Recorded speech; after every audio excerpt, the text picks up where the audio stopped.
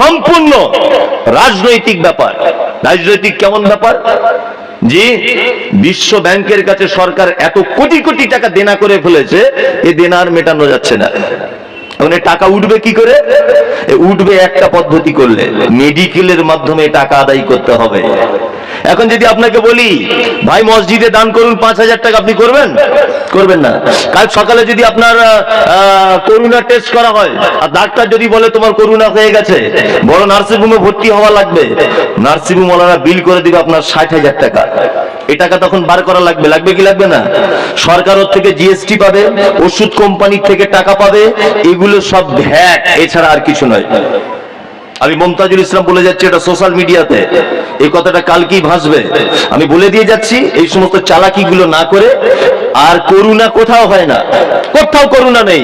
সব করোনা এখন স্কুলের ভিতরে আঁকড়া বেঁধেছে, বুঝলে না? স্কুল আর মাদ্রাসাতে করোনা সত্যি বাম্পার শিক্ষিত এরা। করোনাও খুব শিক্ষিত, করোনা কোথাও থাকে না, স্কুলে থাকে। আর করোনা কোথাও থাকে না, করোনা মাদ্রাসায় থাকে। আশ্চর্য ব্যাপার, এগুলো কিছুই নয়। আমি বলে দিয়ে যাচ্ছি, আমি বলবে এক্ষুনি যে সরকারের বিরুদ্ধে বলছে না, আল্লাহর কসম বলিনি, সরকারের বিরুদ্ধে বলছি না।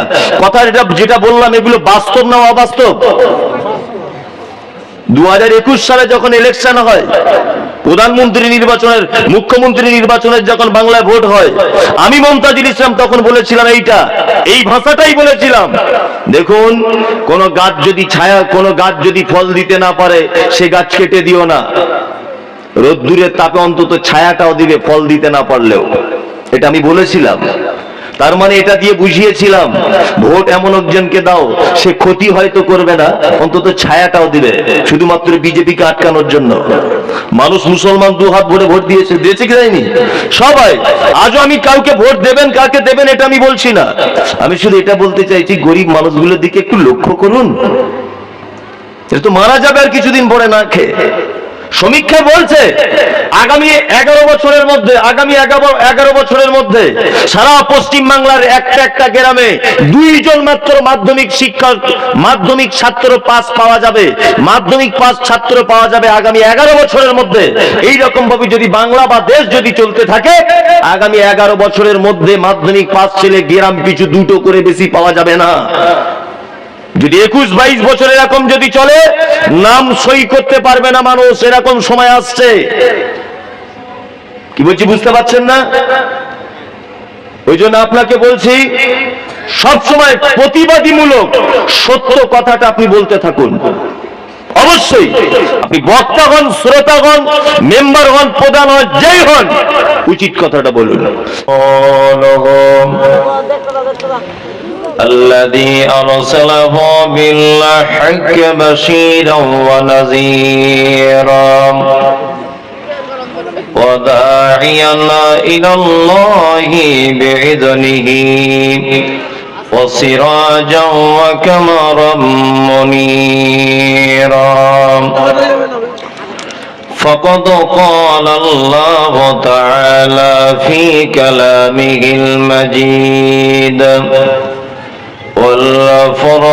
والفرقانه الحميد أعوذ بالله من الشيطان الرجيم وما خلقت الجن والإنس إلا ليعبدون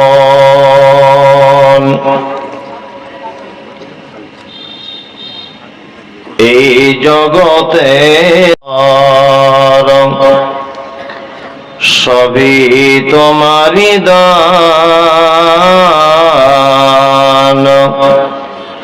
সুন্দরী তুমি, তুমি অপরূপ, তুমি মহামহিয়ান। ধরণীর বুকে পেতেছ যতনে সবুজ গালিচা খানি, নয়ন জোড়াই রূপালী জোছনা, ফুলের মধু হাসি। এতে যে সবার সম অধিকার, দূর নীলিমা গায়, পাখির কুজন নদীর কলতান, সবই তোমার দান। মিটি মিটি জলে ওই তারার প্রদীপ, দূর নীলিমা গায়, পাখির কুজন নদীর কলতান, সবই তোমার দান। আজকের জলসার সুযোগ্য নির্বাচিত সম্মানিত অত্র এলাকার কৃতি সন্তান, আপনাদের মাদ্রাসার নাজিম, উপযুক্ত যোগ্যতম সভাপতি,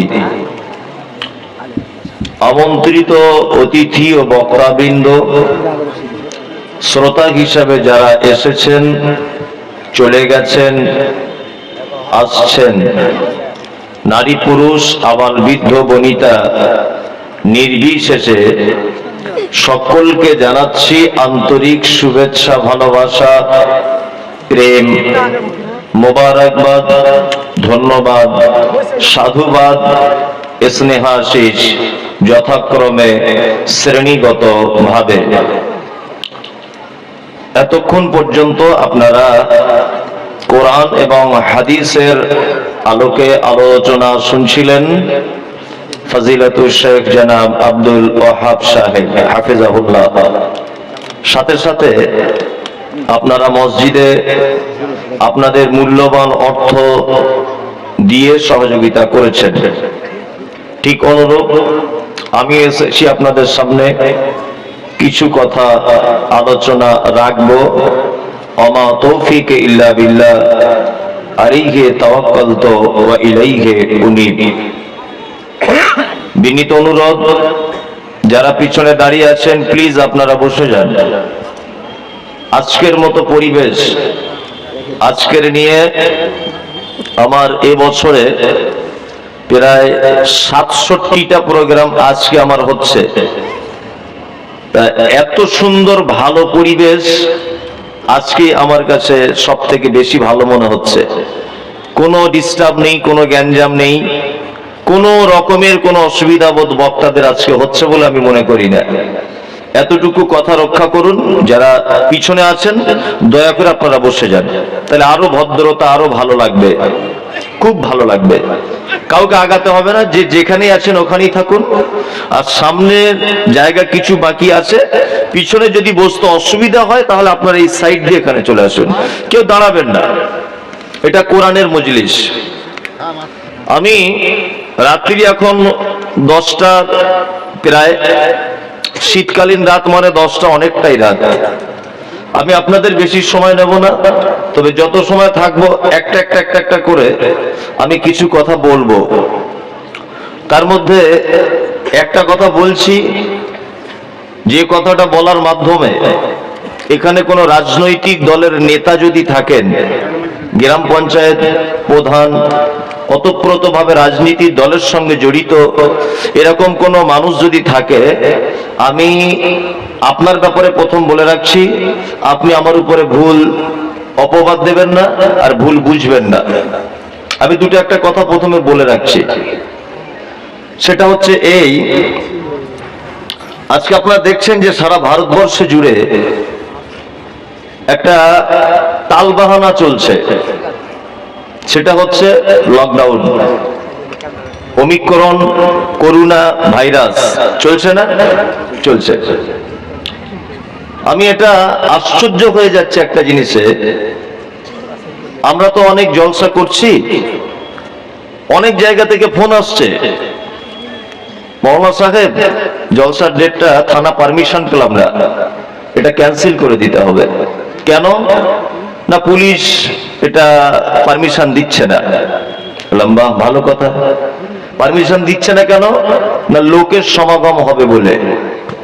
লোকের সমাগম হবে বলে। আর ইশারাতে একটা কথা বলছি, আপনি বুঝে নেন, আমি আল্লাহর কসম করে বলছি, আমি সিপিএম বলুন, তৃণমূল বলুন, কংগ্রেস বলুন, ফরওয়ার্ড ব্লক বলুন, আর আপনার এসইউসিআই বলুন, কোন দলে আমি জীবনেও করিনি, কোন সংগঠনও করি না, আহলে হাদিস জমাতো করি না, আর তবলিগ জমাতো করি না, জমাতে ওলামায়ে হিন্দ করি না, কোন সংগঠনও করি না। আমার একটা ছোট্ট মহিলা মাদ্রাসা আছে, ওইটাকে নিয়ে চলি আর বক্তব্য দিই, এতটুকুই আমার কাজ। এছাড়া আমার আর কোনো কাজ নেই। তারপরেও আমাকে এক্ষুনি হয়তো বলা হবে, রাজনৈতিক তকমা দেওয়া হবে, তারপরেও আমি বলছি, একটা লোক তার বউকে খুব মারছে, খুব মারছে। গঙ্গাসাগরে মেলা হলো, লক্ষ লক্ষ মানুষ সেখানে, সরকার নীরবতা পালন করলো, একবারও সরকার কিছু বলল না, পুলিশ প্রশাসন কিছু বলল না। এখন বীরভূমের এলেমবাজার থানাতে একটা মেলা চলছে, জয়দেবের মেলা, জানেন? বিশাল লোক, হাজার হাজার মানুষের সমাগম, পুলিশ প্রশাসন আটকাতে পারলো না। সব জায়গাতে মিটিং মিছিল সবকিছু হচ্ছে, কোথাও আটকানো গেল না। শুধু থানা পারমিশন দিচ্ছেন আমাদের জলসা করার ব্যাপারে, বলছে লোকের সমাগম হবে। এগুলো অনেকটা পলিটিক্যাল ব্যাপার। প্রথম যখন লকডাউন হয় তখন অপবাদ দেওয়া হয়েছিল দিল্লির নিজামুদ্দিন থেকে করোনা ভাইরাসটা জন্ম হয়েছে, এটা আপনারা জানেন তো? দিল্লির নিজামুদ্দিন থেকে করোনার ভাইরাসের নাকি জন্ম হয়েছে। আমি বললাম এবারে ওমিক্রনটা তাহলে জন্ম কোথায় হলো? দেখবেন কাল পরশু পেপার হয়তো লিখে দেবে যে চণ্ডীপুরে জলসা হয়েছে, ওখান থেকে ওমিক্রন ভাইরাস হয়ে গেছে। গঙ্গাসাগরে ওমিক্রন পৌঁছাতে পারেনি, ওটা সাগরের ধারে, তো ওই জন্য বোলপুর শান্তিনিকেতন মেলাতে ওখানে করোনা পৌঁছাতে পারেনি, হ্যাঁ, জয়দেবের মেলায় করোনা পৌঁছাতে পারেনি। আর করোনা হবে চণ্ডীপুর গ্রাম থেকে, কালকে যাবেন বলবে এটা। এগুলো পলিটিক্যাল ব্যাপার, এসব কিছুই নয়, সম্পূর্ণ পলিটিক্যাল ব্যাপার। আর একটা কথা মাঝখানে বলে রাখছি, মাস্ক ব্যবহার না করলে আর ডিস্টেন্স বজায় না করলে, যদি বলছেন আপনি হাদিস কোরআন বলবেন না, জি বলবো, এগুলো আমার জাতিকে জানানোর প্রয়োজন আছে, ওই জন্য আপনাকে জানিয়ে দিয়ে যাচ্ছি। সোশ্যাল ডিস্টেন্স বজায় করতে হবে বলা হচ্ছে, মানে রেল লাইনে যাবেন টিকিট কাটতে, এখানে একটা দাগ টানা, ওখানে একটা দাগ টানা, ওখানে আর একটা দাগ টানা, দেখেছেন তো? এগুলো সব জায়গাতে দেখছেন। আচ্ছা বলুন তো, করোনা হচ্ছে বলে বাস, সরকারি বাসগুলো কমিয়ে দেওয়া হলো, ট্রেনগুলো ক্যান্সেল করে দেওয়া হলো, হলো কি হলো না? আচ্ছা একটা যুক্তি দিয়ে আমাকে একটা জিনিস বোঝান তো দেখি। 10টা বাস রোডে চলতো, এতে 10টা বাসে 100 জন যাত্রী যেত, ধরে নেন 10টার মধ্যে 5টা বাস সরকার তুলে নিল রাস্তা থেকে, থাকলো কটা বাস? 5টা বাস। আচ্ছা বলুন তো 100 জন এবার ওই 5টা বাসে নিশ্চয়ই চাপবে, চাপবে কি চাপবে না? তাহলে ভিড় বাড়বে না ভিড় কমবে? বাড়বে। তাহলে সরকারের উচিত ছিল 1000 বাস যদি এই রোডে চলে তাহলে 1500 বাস করে দেওয়া, তাহলে ভিড় কমতো। যে ট্রেনগুলো ক্যান্সেল করা হয়েছে, এই ট্রেনগুলো ক্যান্সেল না করে এই রোডে আরো 5টা এক্সট্রা ট্রেন দেওয়া দরকার ছিল, এটা বুদ্ধিমানের কাজ হতো। কি বলছি বুঝতে পারছেন না? বলছে মাস্ক পরো, আমাদের মাস্ক লাগবে না। আরে মাস্ক পরতে হবে বলে তো আল্লাহ মানুষকে সেই রকম ভাবে পরিকাঠামো দিয়ে তৈরি করেছে। আশ্চর্য ব্যাপার। আপনি নাকে মাস্ক পরুন তো, আমারও পকেটে মাস্ক আছে, মাস্ক পরবেন, মাস্ক এরকম করে দিয়ে রাখবেন, 8 ঘন্টা 1 ঘন্টা পরে আপনি মাস্কটা খুলবেন, দেখবেন আপনার নাকের যে জায়গাটায়, ওই জায়গাটায় কালো একটা স্পট দাগ পড়ে গেছে, দেখতে পান? পরে কি পরে না? পরে। এখন ঘটনা হচ্ছে আল্লাহ তাআলা কত মহাবৈজ্ঞানিকের বৈজ্ঞানিক, কত চরম সত্য স্রষ্টা, আপনি বিবেক হারিয়ে ফেলবেন, আপনার জ্ঞান হারিয়ে যাবে এটা যদি ভাবতে আপনি যদি লেগে যান। আচ্ছা বলুন তো, এটা মেনে নেওয়া যায়? নাকের ভিতরে চুল আছে না নেই? আচ্ছা, নাকের ভিতরে চুল, আচ্ছা আল্লাহ নাকের ভিতরে কেন চুল দিতে গেল? এটা কোনো যুক্তি হয়? নাকের ভিতরে চুল কেন? শরীরে অন্য কোথাও চুল নেই, নাকের ভিতরে বড় বড় চুলগুলো কেন? আল্লাহ বলছে আমি জানি আমার বান্দা একে খুব আদর করে বানিয়েছি, তো খুব আদর করে বানিয়েছি, আগে থেকে মাস্ক পরিয়ে দিয়ে বানিয়েছি, পৃথিবীতে যাতে কোনো জীবাণু ধুলাবালি এখান দিয়ে প্রবেশ করতে না পারে, ওই জন্য নাকের ভিতরে আগে থেকে আমি সব ব্যবস্থা করে দিয়েছি। এটা আল্লাহ করেছে কি করেনি? করেছে। কি সৃষ্টি মানুষের! হাতের উপরের যে চামড়াটা, এটা যদি পায়ের তলায় হতো, মানুষ রাস্তায় চলতে পারতো? পারতো না। মাস্ক দিয়ে করোনা আটকানো যায়? ডিস্টেন্স বজায় রেখে করোনা আটকানো যাবে? তাহলে আমি এবার একটা কথা বলি, এই কথাটা হয়তো সোশ্যাল মিডিয়াতে ভাসবে আমি জানি, কাল সকালে এরা সব রেডি হয়ে বসে আছে। কথা হচ্ছে এই ডানকুনিতে কিছুদিন আগে কিছু দল, এক ঝাঁক ডাক্তার বাবুরা মাস্ক পরা যাবে না বলে আন্দোলন করেছে। দেখেছেন এটা সোশ্যাল মিডিয়াতে? দেখেছেন? আমি বলছি, মাস্ক না পরলে পুলিশ প্রশাসন রাস্তাতে ধরে 500 টাকা করে জরিমানা করছে। দেখেছেন এটা? করছে। আচ্ছা, এই গরিব মানুষ পটল নিয়ে বাজারে গেছে বিক্রি করতে, এই গরিব মানুষ তার মায়ের একটা ওষুধ আনতে গেছে মাস্ক না পরে, এই লোকটাকে পুলিশরা ধরে তারা 500 টাকা করে জরিমানা করছে, কোনো রিসিভও দেয় না, থানায় ডেকে নিয়ে 500 টাকা করে চুরি করে নিয়ে নিচ্ছে, ঝেড়ে নিচ্ছে টাকা। এবার আপনাকে বলছি, তাহলে এ যদি 500 টাকা ফাইন দেয় মাস্ক না পরার কারণে, যে ডাক্তার বাবুর এক ঝাঁক দল ডানকুনি ফ্লাইওভারের তলায় দাঁড়িয়ে বলল মাস্ক পরার পিছনে কোনো যুক্তি নেই, মাস্ক পরলেই মানুষ করোনাতে বেশি আক্রান্ত হবে, আমি বলছি এই ডাক্তার বাবুগুলো তো আর ফাঁসি হওয়া উচিত ছিল। ছিল কি ছিল না বলুন? গরিব মানুষ মাস্ক না পরলে যদি এর 500 টাকা জরিমানা দেওয়া লাগে, তাহলে ওই ডাক্তার বাবুগুলো তো ফাঁসি হওয়া উচিত ছিল। তাদেরকে কিন্তু সরকার কিছু বলেনি, তারা আজও পর্যন্ত দিব্যি হালাতে ঘুরে ঘুরে বেড়াচ্ছে। আর এই গরিব মানুষ সাইকেল নিয়ে বাজারে গেছে হরিশ্চন্দ্রপুরে, একে ধরে 500 টাকা জরিমানা করে দিল। এগুলো বদমাইশি ছাড়া আর কিছু নয়, একদম বদমাইশি এগুলো।